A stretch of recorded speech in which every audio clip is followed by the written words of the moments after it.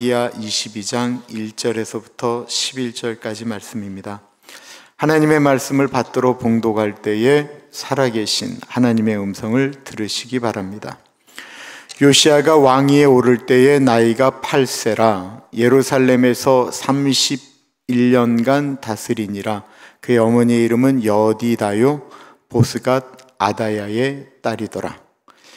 요시야가 여호와 보시기에 정직히 행하여 그의 조상 다윗의 모든 길로 행하고 좌우로 치우치지 아니하였더라. 요시야 왕 18째 해에 왕이 무술람의 손자 아살리야의 아들 서기관 사반을 여호와의 성전에 보내며 이르되, 너는 대제사장 힐기야에게 올라가서 백성이 여호와의 성전에 드린 은 곧 문지킨 자가 수납한 은을 계산하여 여호와의 성전을 맡은 감독자의 손에 넘겨 그들이 여호와의 성전에 있는 작업자에게 주어 성전에 부서진 것을 수리하게 하되, 곧 목수와 건축자와 미장이에게 주게 하고 또 제목과 다듬은 돌을 사서 그 성전을 수리하게 하라. 그러나 그들이 손에 맡긴 은을 회개하지 말지니 이는 그들이 진실하게 행함이니라. 대제사장 힐기야가 서기관 사반에게 이르되, 내가 여호와의 성전에서 율법책을 발견하였노라 하고 힐기야가 그 책을 사반에게 주니 사반이 읽으니라. 서기관 사반이 왕에게 돌아가서 보고하여 이르되, 왕의 신복들이 성전에서 찾아낸 돈을 쏟아 여호와의 성전을 맡은 감독자의 손에 맡겼나이다 하고, 또 서기관 사방이 왕에게 말하여 이르되, 제사장 힐기야가 내게 책을 주더이다 하고 사반이 왕의 앞에서 읽음에 왕이 율법책의 말을 듣자 곧 그의 옷을 찢으니라. 아멘. 성경에 북이스라엘과 남유다가 나눴잖아요. 북이스라엘에는 왕이 19명이 있었고 남유다에는 20명의 왕이 있었습니다. 북이스라엘은 몇 명이요? 19명, 남유다는 20명이에요. 이 39명의 왕 중에 어떤 왕은 왕에게 하나님께 칭찬도 받았고, 어떤 사람은 책망도 받았고, 어떤 사람은 저주도 받았고, 그 중에 칭찬도 받고 책망도 받은 사람들이 대부분인데, 유일하게 성경에 칭찬만 받은 왕이 있습니다. 그 사람이 바로 요시야 왕입니다. 요시야는 아주 암울한 시대에 왕이 되었습니다. 그의 할아버지는 무려 55년 동안 남유다를 우상 섬기는데 최고로 우상만 섬기게 만든 므낫세 왕이었고요. 그의 아버지도 우상 숭배하다가 2년 만에 암살당하였습니다. 그리고 아버지를 죽인 사람들이 8살 난 요시야를 왕으로 세우게 됩니다. 생각해 보세요. 무려 57년 동안 우상을 섬겼던 나라의 왕이 되었는데 아이잖아요. 아이. 8살짜리가 뭘 할 수가 있었겠습니까? 나라는 더 엉망이 되었고 우상을 섬기는 사람들은 어린 왕이 왕이 됐으니까 거리낌 없이 더 우상을 숭배하였습니다. 그런데 성경에 보면 이 요시야는 히스기야처럼 종교 개혁을 일으켰고요, 하나님 보시기에 정직히 행하였고, 역대하에는 뭐라고 표현하냐면 요시야와 같은 왕은 이전에도 없었고 이전에도 없었다라는 건 다윗도 요시야만큼 못했다라는 거예요. 이후에도 없었다라고 말씀합니다. 이 요시야 왕은 다윗 왕처럼 남유다를 하나님께 온전히 드린 마지막 왕이었고요, 우리가 성경책 중에 예레미야 선지자가 쓴 예레미야서가 있고 예레미야 애가가 있죠. 이 예레미야 애가는 요시야 왕이 죽었을 때 예레미야가 너무 가슴이 아파서 슬픈 노래를 썼다 해서 예레미야 애가라고 지었다라고 해석하는 분들도 있습니다. 그럼 어떻게 아버지 죽고 할아버지는 그런 우상 섬기는 곳에서 8살 됐던 이 왕 요시야가 어떻게 이렇게 훌륭한 왕이 될 수가 있었을까요? 1절을 보겠습니다. 요시아가 왕위에 오를 때에 나이가 8세라 예루살렘에서 31년간 다스리니라. 그의 어머니의 이름은 여디다요 보스갓 아다야의 딸이더라. 어머니의 이름과 외할아버지의 이름이 나오는데 어머니 이름은 여디다라고 이야기합니다. 솔로몬의 이름이 여디다야잖아요. 이것의 여성 이름이 여디야예요. 그리고 외할아버지의 이름이 보스갓 아다야라고 이야기하는데 이 보스갓은 어떤 장소를 이야기하는 것이고 외할아버지의 이름은 그러니까 아다야입니다. 근데 이 아다야의 이름이 역대상 6장에 성전에서 노래하는 레위 지파의 이름 가운데 이 아다야라는 이름이 나오게 됩니다. 즉, 이 어머니가 레위 지파의 딸이었다라는 것입니다. 그러므로 그 어머니가 비록 남편은 우상 숭배하는 사람이었지만 아버지에게 받은 그 신앙을 또한 외할아버지도 이 요시아에게 전수하였습니다. 우상 숭배하는 시대 가운데 아버지로부터 신앙을 제대로 전수받은 딸이 우상 숭배하는 남편과 살면서도 아들을 신앙적으로 키운 것입니다. 이 요시아는 8살이 왕이 되었는데 16살이 되도록 8년 동안 무엇을 했는지 성경에 전혀 기록이 나와 있지 않습니다. 그동안 그는 그냥 유추하는 거예요. 우상 숭배하는 사람들이 여전히 남아있고 자기 아버지를 죽인 사람들이 여전히 남아있는 그 왕궁과 그 나라에서 그들이 힘을 가지고 득세하는 그곳에서 힘을 키우는데 8년 동안 그는 예배드리며 지냈다라는 것입니다. 그리고 예배를 드리면 예배를 드릴수록 무섭게 느껴지는 사람들, 무섭게 느껴지는 신하들이 하나님께 예배를 드리면 예배를 드릴수록 그들은 점점 더 작게 느껴졌고 자기가 모시는 하나님은 점점 더 크게 느껴지기 시작했습니다. 하나님께 예배를 드리면 예배를 드릴수록 커다랗게 느껴졌던 문제들은 점점 더 작아지기 시작했고 그리고 예배를 드리면 예배를 드릴수록 연약하고 작았던 믿음은 커져나가기 시작했습니다. 약하디 약하고 어리기로 너무나도 어린 왕, 8살짜리 왕이 자라나는데 그 누가 신경 쓰겠어요?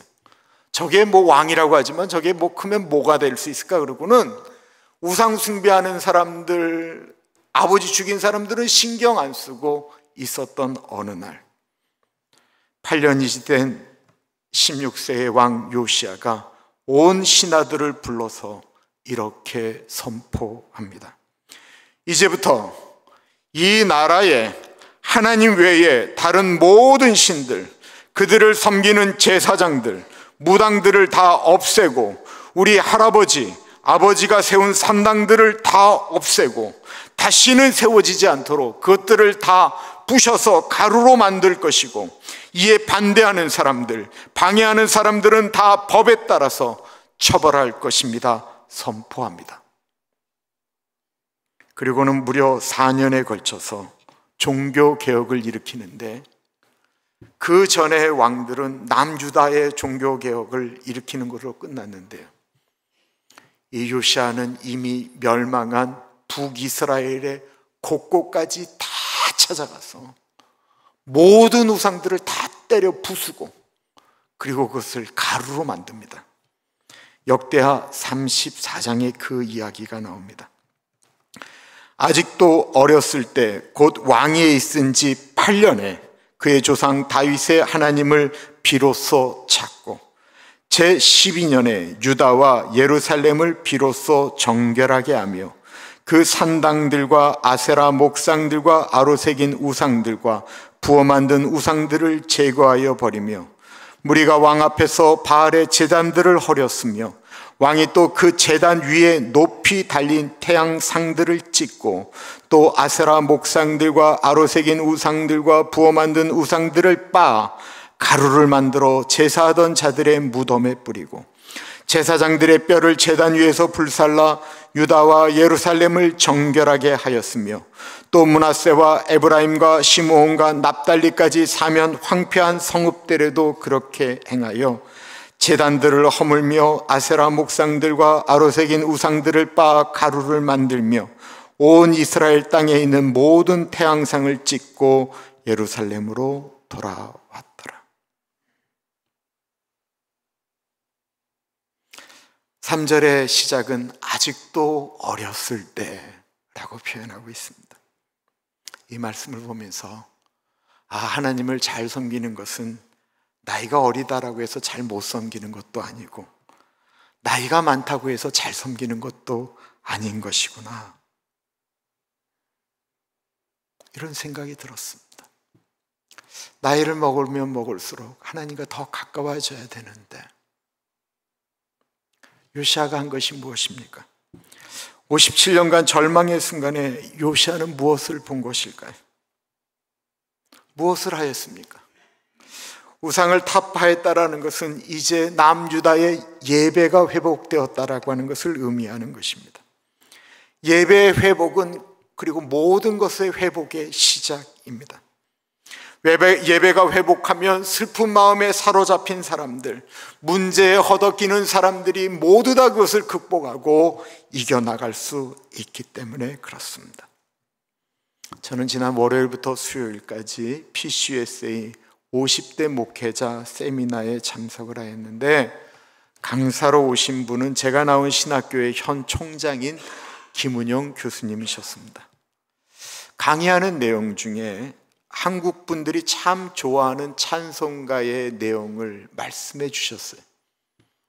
근데 그 내용이 인터넷에 있는 거는 좀 잘못된 내용이고 그건 문헌으로 얘기하는데 그 말씀이 맞는 것 같습니다.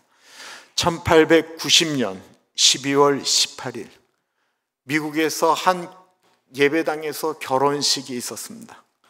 신랑은 윌리엄 베어드, 신부는 애나 베어드였는데 그들은 결혼한 그날 그 즉시 항구에 나가서 배를 타고 조선의 선교길로 오릅니다. 신혼 하루를 지나지 않고 바로 조선 땅을 향하였습니다. 그리고 50여 일의 향해를 거쳐서 1891년 1월 29일 조선에 도착하여 선교를 시작하게 됩니다. 이 베어드 부부는 부산으로 파송이 되어서 우리가 잘 아는 그 초량교회, 이런 교회를 이분들이 개척하셨습니다. 한국 분들과 더 편하게 대화하고 살기 위해서 남편 베어드는 배위량이라는 이름으로 이름을 바꿨고요. 애니 아담스 선교사는 안엘이라고 하는 한국 이름으로 바꾸어 선교를 했습니다. 남편 베어드 선교사는 한번 순회 선교를 나가면 그 당시 교통이 없었으니까 경남 지역을 돌아서 집에 오면 몇 달에 걸쳐서 돌아오지를 못했다고 합니다. 감사하게도 한국에 온 지 그 다음 해에 1892년에 하나님께서 선물로 딸 낸시를 주셨습니다.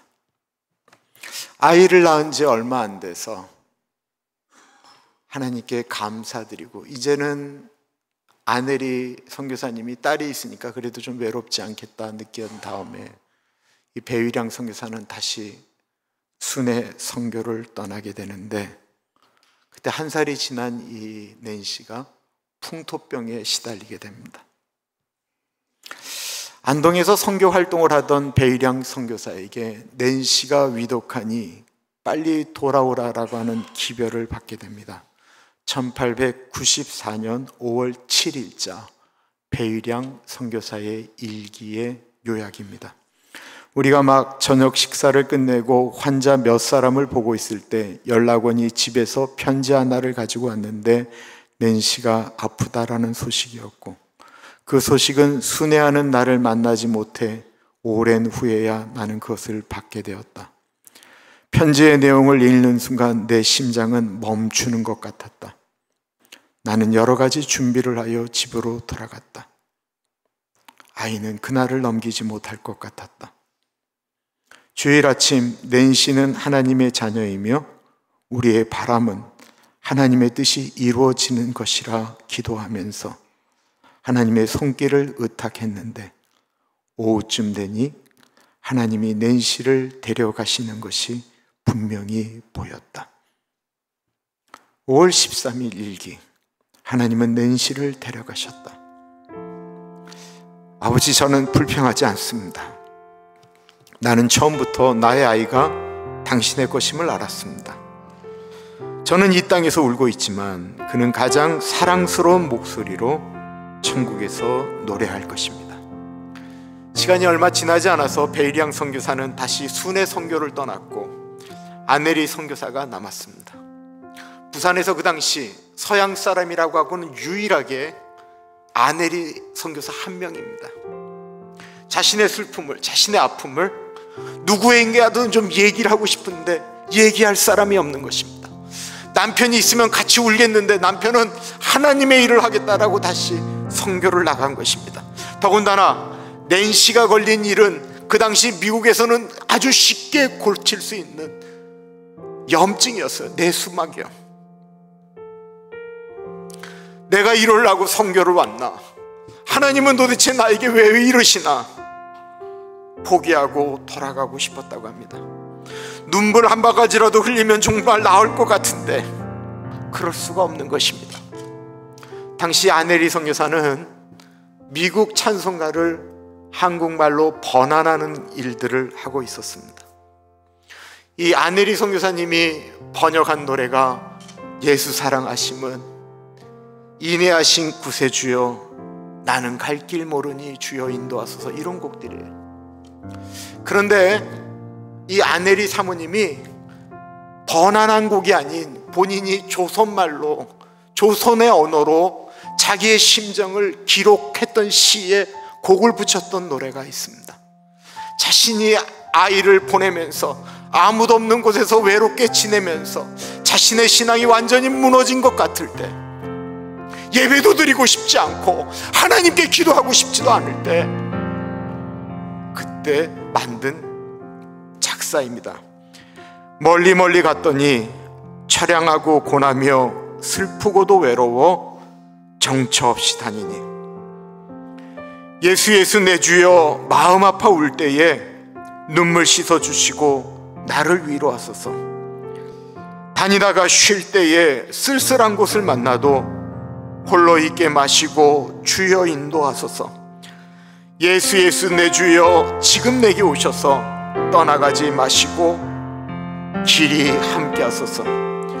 우리 한번 28살 고향을 떠나 아무도 없는 황양 곳에서 자식을 잃어버리고 오직 하나님을 바라보는 심정으로 찬양했던 아네리 선교사의 마음으로 우리 한번 이 찬양 같이 하겠습니다. 멀리 멀리 갔더니 멀리 멀리 갔더니 처량하고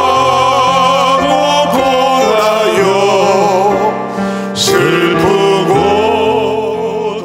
외로워 정처 없이 다니니 예수 내 주여 지금 내게 오셔서 떠나가지 마시고 길이 함께 하소서. 예수 예수 내 주여 예수 예수 내 주여 마음 아파올 때에 눈물 씻어주시고 나를 위로하소서. 예수 예수 내 주여 지금 내게 오셔서 떠나가지 마시고 길이 함께 하소서. 다니다가 쉴 때에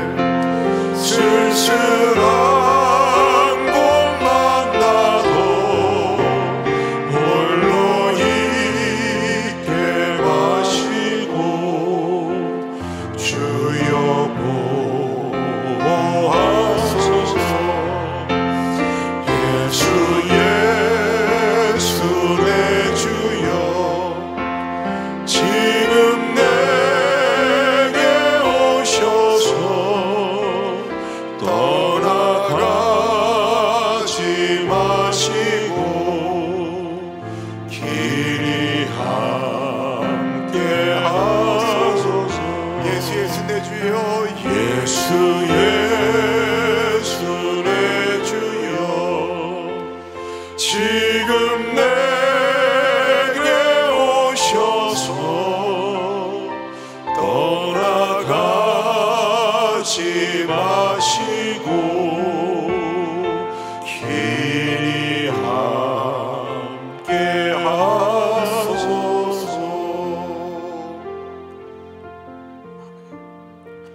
안내리 사모님은 그렇게 예배를 드리면서 자신의 무너진 삶을 극복하였습니다. 우리는 어려움이 오면 어떻게 극복하십니까? 많은 사람들은 힘이 들면 예배부터 멈추려고 합니다. 힘들면 밥 안 먹습니까? 왜 밥은 먹으면서 예배를 멈춥니까? 그럴수록 더 예배를 드려야지. 예배를 드려야 살아계신 하나님께 우리의 마음을 드리면서 우리가 이겨나갈 수 있는데, 왜 어려운데 당연히 마땅히 나가야 될 하나님 앞으로 안 나갑니까? 요시야는 무너진 성전 하나님의 교회를 다시 건축하기 시작합니다. 생각해 보십시오.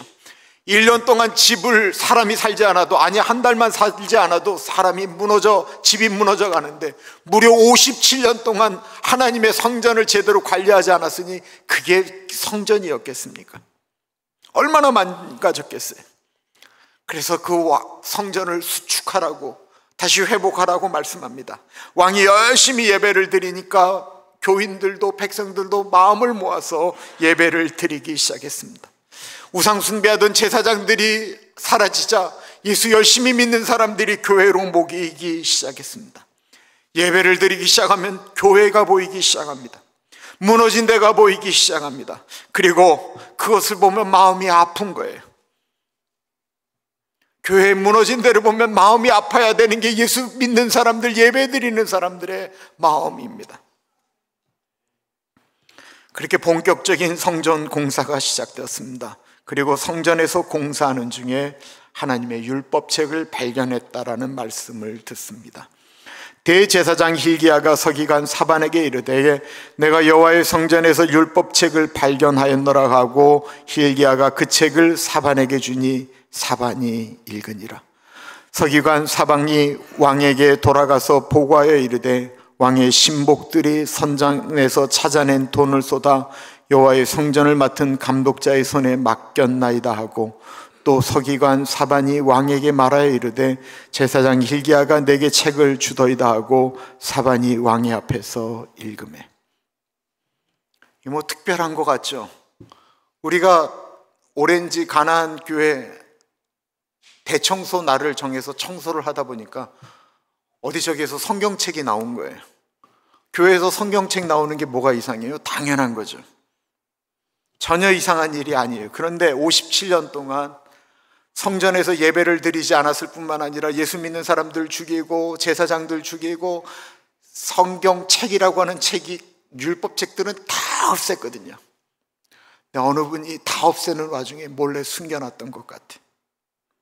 하나도 남지 않았다라고 생각했는데 한 율법책이 남아서 이게 왕에게 보고된 것입니다. 2011년 교회가 연합해서 첫 추수감사절을 드릴 때 추수감사절을 그 해의 것으로 생각하지 않고 1956년 이 가나안 교회가 여기 세워질 때부터 해서 추수감사절 영상을 만들고 싶었어요. 근데 자료가 없는 거예요. 아무리 찾아도 자료가 없어요. 근데 제가 그 자료를 어디서 찾았냐면, 이 성전에서부터 저쪽 친교실까지 가는데 이렇게 복도가 있잖아요. 그 지붕이 삼각으로 된 그 위에 올라갔더니만 그 위에 이 교회를 처음 세웠던 어른들이 갖다 놨던 서류들이 있었던 거예요. 거기를 드나들면서 서류 하나씩 거기에 옛날 사진들, 그것들을 보면서 그날 영상을 만들었는데 얼마나 가슴이 떨리든지 말이에요. 이 어른들이 이것들을 한인교회에다가 넘기면서 이 자료들은 다 여기에다 올려놓으셨나 보다 라는 생각이 들었습니다. 이번에 그 PCSA 그 세미나에서 이 교회에 목회하셨던 박대웅 목사님이라고 계세요. 그 목사님이 80년대 목회하시다 총회본부로 갔다가 나스빌에서 목회를 하셨는데 그 후임 목사님을 만났어요. 그 박대영 목사님이 이 교회를 그렇게 그리워하신다라는 거예요. 그리워하시는데 심장에 문제가 있어서 멀리 여행을 못한대. 어떤 것들을 이렇게 발견할 때 우리의 마음 가운데 이렇게 감사함과 소중함이 있어야 되지 않을까요? 요시야 왕은 하나님의 말씀을 찾아온 서기관이 그것을 읽자 가슴이 벅차오릅니다. 자기가 할아버지, 어머니로부터 들었던 하나님의 말씀이 있기는 있는데 이게 자기가 여태까지 너무 몰랐던 거예요. 알지 못했던 거예요. 알았더라면 자기가 그렇게 행동하지 않았을 텐데 듣고 보니까 자기가 잘못한 것도 있었던 거예요. 그래서 요시야 왕이 그 말씀을 읽는 순간 어떻게 반응했을까요? 또 서기관 사반이 왕에게 말하여 이르되 제사장 hil기야가 내게 책을 주더이다 하고 사반이 왕의 앞에서 읽음에 왕이 율법책의 말을 듣자 곧 그의 옷을 찢으니라. 하나님의 말씀을 들으면서 옷을 찢었다라는 것은 내가 하나님의 뜻대로 살지 못했다라고 하는 깨달음 때문에 그런 거예요. 옷을 찢었다라고 하는 것은 늘 회개함을 의미하는 것입니다.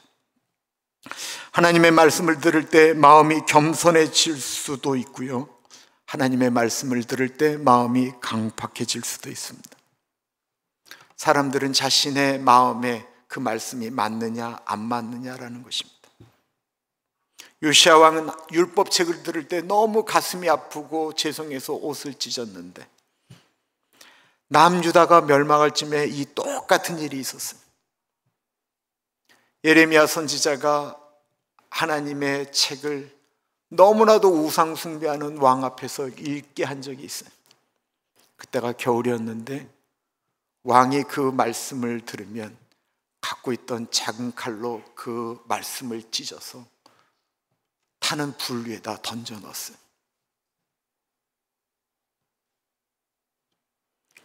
그게 너무나도 안타깝게도 요시야 왕의 아들 여호야김의 이야기입니다.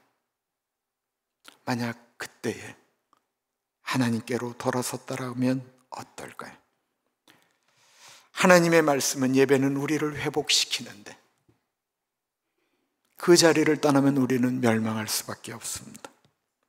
다시 일어날 수가 없는 것입니다. 아네리 선교사님은 1914년도 암에 걸렸습니다. 조선에서 치료를 못하고 미국으로 건너갔지만 미국에서 병이 더 위중해지자 내 뼈를 조선 땅에 묻어달라고 다시 조선 땅으로 돌아와서 1916년 6월 9일 하나님의 부르심을 받게 됩니다. 이 베어드 선교사, 배위량 선교사는 얼마나 열심히 이 선교 편지를 미국에다 보냈는지 그분의 자료가 제일 많이 있는데, 이상하게도 1916년, 17년 이 배위량 선교사의 선교 보고가 없습니다. 이분이 숭실학당을 완전히 기독교 학교로 세우신 분인데 1900년도부터 했던 교장을 1916년도에 내려놓고 흔적이 사라지게 됩니다. 2007년도 11월 24일 숭실대학교 개교 110주년 기념 선교사 베어드 학술대회에 그의 아들 리처드 베어드의 기록에 1916년에 있었던 일을 이렇게 기록하고 있습니다. 1916년부터 17년은 아버지의 40년 조선 사역에서 가장 침울한 시기임을 알 수가 있다. 이 기간에 제출된 보고서에서 아버지의 보통 사용되어졌던 용기, 낙천주의와 신앙 대신 괴로워하고 힘들어하고 낙담하는 몇 가지 기록들을 볼 수 있다. 부인이 사망함으로써 부인이 얼마나 커다란 힘의 원천이었는지를 새롭게 깨닫게 되었다. 그는 추억으로 가득 찬 오래된 집에서 혼자 지냈다. 그렇게 무너질 것 같았던 베어드 선교사님, 배위량 선교사님이 다시 일어나 1918년부터 새로운 일, 조선 교회의 문서 작업, 성경 공부 교재를 만드는 일들을 시작합니다. 어떻게 그렇게 극복할 수 있었을까라고 하는 것에 대해서 이 베어드 선교사님이 아넬이 선교사님이 돌아가신 그 집에 2년 동안 집거하면서, 이분도 사람을 거의 만나지 않았는데 이분이 그러면서 아내가 만든 찬송가들을 부르며 회복한 것입니다. 그분이 그때 불렀던 찬양, 가사가 정말 그분의 마음을 그대로 나타내는 것 같아요. 나는 갈 길 모르니 주여 인도하소서. 어디 가야 좋을지 나를 인도하소서. 어디 가야 좋을지 나를 인도하소서. 마음 심히 슬픔이 나를 위로하소서. 의지할 리 없으니 나를 위로하소서. 의지할 리 없으니 나를 위로하소서. 사랑하는 오렌지 가나안 장로교회 성도 여러분, 아무리 힘든 일이 있어도 예배를 붙들고 말씀을 붙들면 우리는 다시 일어설 수 있습니다. 안내리 선교사님이 이역만리에서 일어섰기 때문에 우리가 지금 부르는 그 귀한 찬송가가 우리 손에 쥐어져 있는 것처럼, 배위량 선교사가 다시 일어섰기 때문에 조선 땅에서 아내 묻고 자식들 3명 묻고도 40년 선교하면서 조선 땅을 회복시켰던 것처럼 우리 예배의 자리, 하나님을 만나는 자리를 절대로 떠나지 마십시다. 그러면 하나님은 분명히 우리를 일으키실 것입니다. 기도합니다. 참으로 존귀하신 하나님, 예배와 말씀이 있는 곳에 회복이 있음을 고백합니다. 요시야 왕이 비록 어렸지만 예배드리며 말씀을 붙들었을 때 57년 동안 무너졌던 그 남유다가 다시 회복된 것처럼, 하나님, 우리 오렌지 가나안 장로교회가, 우리 교우들의 가정이, 이 나라가 다시 예배를 드림으로 회복되어지게 하여 주옵소서. 우리들의 자녀들이 예배의 자리, 말씀의 자리로 나오게 하여 주옵소서. 존귀하신 예수님 이름으로 기도드립니다. 아멘.